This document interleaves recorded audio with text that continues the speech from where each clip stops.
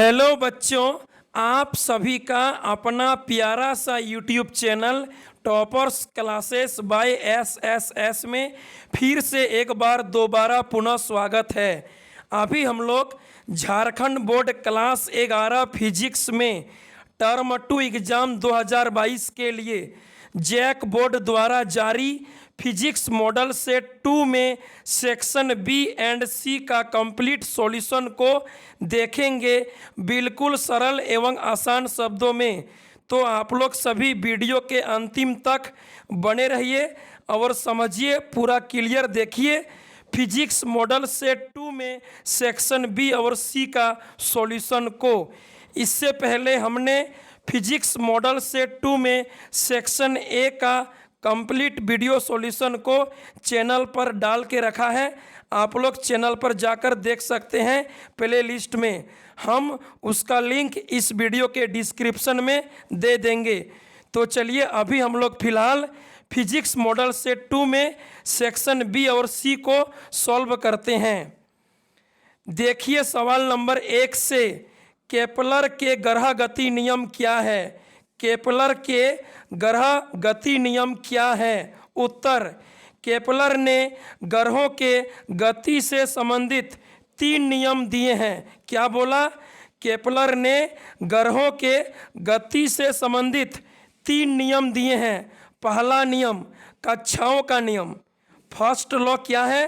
कक्षाओं का नियम है, यानी सभी ग्रह दीर्घ वृत्ताकार कक्षा में चक्कर लगाते हैं तथा सूर्य इस कक्षा के नाभिक यानी फोकस पर स्थित होता है। पहला नियम कक्षाओं का नियम है, जिसमें क्या बोला गया है?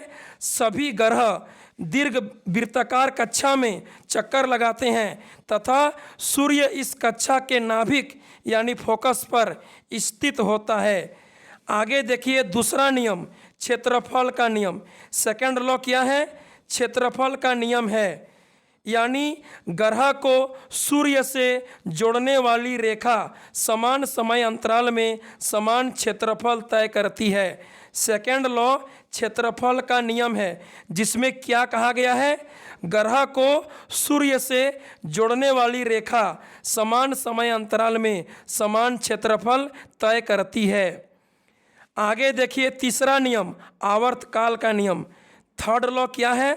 आवर्तकाल का नियम है, यानी ग्रह द्वारा सूर्य की परिक्रमा के आवर्तकाल का वर्ग दीर्घ वृत्ताकार कक्षा की त्रिज्या के घन के समानुपाती होता है, अर्थात टी स्क्वायर समानुपाती आर क्यू, जहाँ टी आवर्तकाल है और आर दीर्घ वृत्ताकार कक्षा की त्रिज्या है। तो तीसरा नियम आवर्तकाल का नियम है, जिसमें क्या कहा गया है? प्रत्येक ग्रह द्वारा सूर्य की परिक्रमा के आवर्तकाल का वर्ग यानी स्क्वायर, आवर्तकाल का स्क्वायर टी का स्क्वायर दीर्घ वृत्ताकार कक्षा की त्रिज्या के घन यानी आर का क्यू के समानुपाती होता है, अर्थात टी स्क्वायर समानुपाती आर क्यू। आगे देखिए दूसरा सवाल, सेकंड क्वेश्चन को समझिए।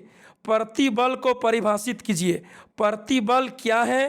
प्रतिबल को डिफाइन करेंगे, समझिए आंसर में।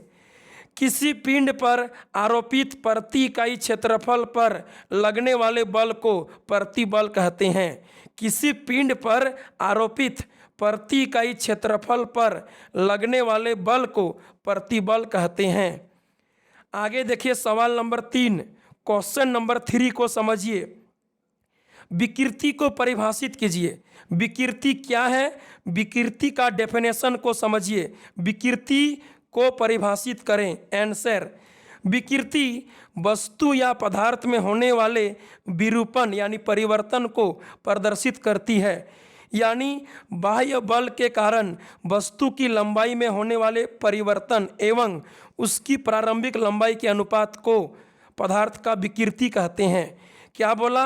किसी वस्तु या पदार्थ में होने वाले विरूपण को विकृति कहा जाता है, यानी बाह्य विरूपक बल के कारण वस्तु की लंबाई में होने वाले परिवर्तन तथा उसकी प्रारंभिक लंबाई पहली लंबाई के अनुपात को विकृति कहते हैं, अर्थात विकृति बराबर पदार्थ के वस्तु के लंबाई में होने वाले परिवर्तन बटा प्रारंभिक लंबाई। आगे देखिए सवाल नंबर 4 को, क्वेश्चन नंबर 4 को समझिए। प्रत्यास्था और प्लास्टिकता के बीच अंतर स्पष्ट करें। प्रत्यास्था और प्लास्टिकता के बीच अंतर स्पष्ट करें। आंसर, प्रत्यास्था पदार्थों के उस गुण को कहते हैं जिसके कारण उस पर बाह्य विरूपक बल लगाने पर उसमें विकृति आती है, यानी परिवर्तित होती है वस्तु, परंतु बल हटाने पर वह अपनी मूल स्थिति में आ जाता है। प्रत्यास्था यानी इलास्टिसिटी, जो रबड़ में स्प्रिंग में होता है, पदार्थों के उस गुण को कहते हैं जिसके कारण उस पर बाह्य विरूपक बल लगाने पर उसमें विकृति आती है, परंतु बल हटाने पर वह अपनी मूल स्थिति में फिर पुनः वापस आ जाती है। जबकि ऐसी वस्तुएं जिन पर से विरूपक बल हटाए जाने पर वे अपने प्रारंभिक पूर्ण आकार या रूप में वापस नहीं लौटते हैं तथा सदैव के लिए विरूपित हो जाते हैं, यानी परिवर्तित हो जाते हैं हमेशा के लिए, वे वस्तुएं पूर्णतः प्लास्टिक कहलाती है तथा वस्तु के इस गुण को प्लास्टिकता कहते हैं। यानी प्रत्यास्था और प्लास्टिकता में क्या अंतर है? प्रत्यास्था में पदार्थों पर बाह्य विरूपक बल लगाएंगे और फिर उस बल को हटाएंगे तो वस्तु पुनः अपना प्रारंभिक स्थिति में वापस आ जाएगा, लेकिन प्लास्टिकता में वापस नहीं आएगा। यानी प्लास्टिकता क्या होता है? ऐसी वस्तुएं जिन पर से विरूपक बल हटाए जाने पर वे अपने प्रारंभिक पूर्ण आकार या रूप में नहीं लौटते हैं तथा सदैव के लिए विरूपित हो जाते हैं, हमेशा के लिए बदल जाते हैं, तो वे वस्तुएं पूर्णतः प्लास्टिक कहलाती है तथा इस गुण को, पदार्थों के इस गुण को प्लास्टिकता कहते हैं। आगे देखिए सवाल नंबर 5, क्वेश्चन नंबर 5 को समझिए। 5 नंबर सवाल कहता है स्टोक का नियम क्या है? स्टोक का नियम किसे कहते हैं समझिए आंसर में। इस नियम के अनुसार, स्टोक के नियम के अनुसार, जब कोई वस्तु या पिंड किसी द्रव में गिरती है तो वह वस्तु द्रव के संपर्क में आती है और इस वस्तु के द्रव के संपर्क में आने से द्रव की परतें भी वस्तु के साथ साथ गति करना शुरू कर देती है, जिसके कारण द्रव की परतें भी आपस में आपेक्षिक गति करना शुरू कर देती है। स्टोक का नियम क्या कहता है? स्टोक के नियम के अनुसार जब कोई वस्तु या पिंड किसी द्रव में गिरती है तो वह वस्तु द्रव के संपर्क में आती है और इस वस्तु के द्रव के संपर्क में आने से द्रव की परतें भी वस्तु के साथ साथ गति करना शुरू कर देती है, जिसके कारण द्रव की परतें भी आपस में आपेक्षिक गति करना शुरू कर देती है। आगे देखिए सवाल नंबर 6, क्वेश्चन नंबर 6 को समझिए। Cp का मान Cv से अधिक क्यों होता है? Cp का मान Cv से अधिक क्यों होता है? उत्तर, आंसर, स्थिर दाब पर, कांस्टेंट प्रेशर पर मोलर ताप धारिता को Cp कहते हैं, जबकि Cv स्थिर आयतन पर, कांस्टेंट वॉल्यूम पर मोलर ताप क्षमता को निरूपित करता है। क्या बोला? Cp स्थिर दाब पर मोलर ताप धारिता को निरूपित करता है, जबकि Cv स्थिर आयतन पर मोलर ताप क्षमता को निरूपित करता है। जब किसी गैस को नियत आयतन पर गर्म किया जाता है तो गैस पर किए गए कार्य से निकाय की आंतरिक ऊर्जा बढ़ जाती है, जबकि स्थिर दाब पर जब किसी गैस को गर्म किया जाता है तो दाब पर काबू पाने के लिए कार्य किया जाता है और निकाय की आंतरिक ऊर्जा में वृद्धि के साथ साथ आयतन में विस्तार होता है। इसलिए यह कहा जाता है कि Cp Cv से बड़ा होता है। ठीक है, पूरा आंसर को क्लियर समझिए। स्थिर दाब पर मोलर ताप धारिता को Cp द्वारा निरूपित किया जाता है, जबकि Cv को स्थिर आयतन पर मोलर ताप क्षमता से निरूपित करते हैं। जब किसी गैस को नियत आयतन पर गर्म करते हैं तो गैस पर किया गया कार्य से निकाय की आंतरिक ऊर्जा बढ़ जाती है, जबकि स्थिर दाब पर जब किसी गैस को गर्म करते हैं तो दाब पर काबू पाने के लिए कार्य किया जाता है और निकाय की आंतरिक ऊर्जा में वृद्धि के साथ आयतन में भी विस्तार होता है, आयतन में भी वृद्धि होती है। इसीलिए यह कहा जा सकता है कि Cp Cv से बड़ा होता है, Cp Cv से बड़ा होता है। आगे देखिए सवाल नंबर 7, क्वेश्चन नंबर 7 को समझिए। क्वेश्चन नंबर 7 को विस्तार पूर्वक समझिए। तरंगों का अध्यारोपण सिद्धांत क्या है? तरंगों का अध्यारोपण सिद्धांत किसे कहते हैं समझिए। तरंगों के अध्यारोपण का सिद्धांत, जब दो या दो से अधिक तरंगें एक ही समय पर समान माध्यम में गति करते हैं तो दोनों तरंग एक दूसरे को बिना डिस्टर्ब किए, बिना विचलित हुए एक दूसरे से होकर गुजरती है तो स्पेस या समय के किसी बिंदु पर माध्यम का कुल विस्थापन का मान सभी तरंगों के लिए अलग अलग विस्थापन के सदिश योग के बराबर होता है। इसे ही अध्यारोपण का सिद्धांत कहते हैं। तरंगों का अध्यारोपण सिद्धांत क्या है?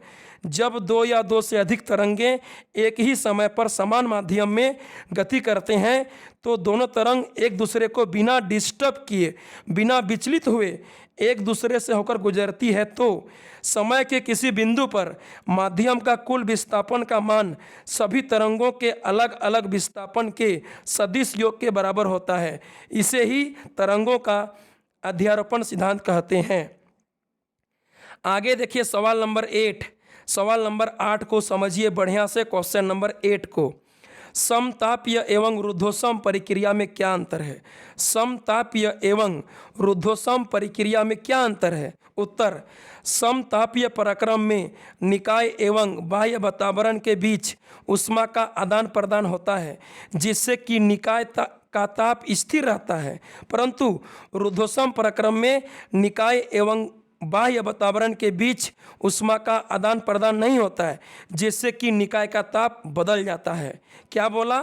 समतापीय प्रक्रम में निकाय एवं बाह्य वातावरण के बीच ऊष्मा का आदान प्रदान होता है जिससे कि निकाय का ताप स्थिर रहता है, परंतु रुद्धोष्म प्रक्रम में, रुद्धोष्म प्रोसेस में, प्रक्रिया में निकाय एवं बाह्य वातावरण के बीच ऊष्मा का आदान प्रदान नहीं होता है जिससे कि निकाय का ताप बदल जाता है, निकाय का ताप चेंज हो जाता है।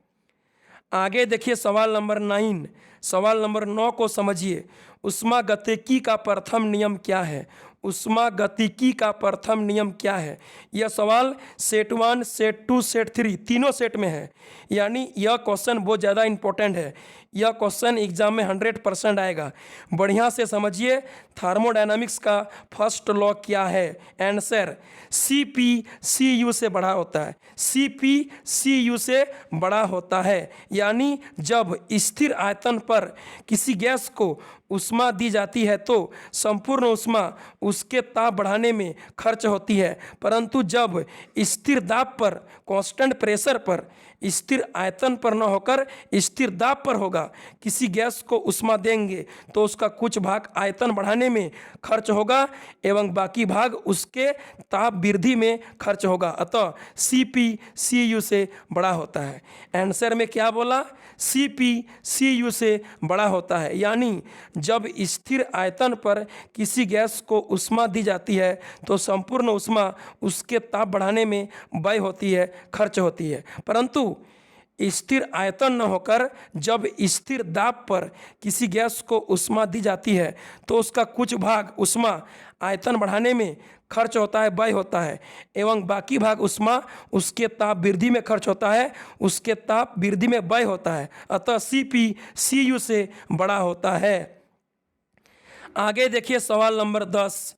क्वेश्चन नंबर 10 को समझिए। सवाल नंबर 10 क्या कहता है समझिए बढ़िया से। धारा रेखीय प्रवाह को परिभाषित करें। धारा रेखीय प्रवाह क्या है समझिए आंसर में। जब किसी तरल के प्रवाह में किसी एक बिंदु पर तरल के लिक्विड के सभी कणों का वेग समान हो, सभी कणों का वेलोसिटी इक्वल हो और एक ही मार्ग से होकर गुजरते हैं तो इस प्रकार के प्रवाह को धारा रेखीय प्रवाह कहते हैं। क्या बोला उत्तर में? जब किसी तरल यानी लिक्विड के प्रवाह में गति में किसी एक बिंदु पर तरल यानी लिक्विड द्रव के सभी कणों का वेग समान हो, सभी कणों का वेलोसिटी इक्वल हो और वह एक ही मार्ग से होकर गुजरते हैं, वे सभी कण एक ही रास्ते से होकर गुजरते हैं तो इस प्रकार के प्रवाह को धारा रेखीय प्रवाह कहते हैं। ठीक है, यही अंतिम प्रश्न था फिजिक्स मॉडल सेट 2 में सेक्शन बी और सी से। अभी हम लोग मोस्ट सभी इंपॉर्टेंट प्रश्नों को देखें, फिर मिलते हैं अगले वीडियो में कुछ नए टॉपिक को लेकर। तब तक के लिए बाय बाय, थैंक यू।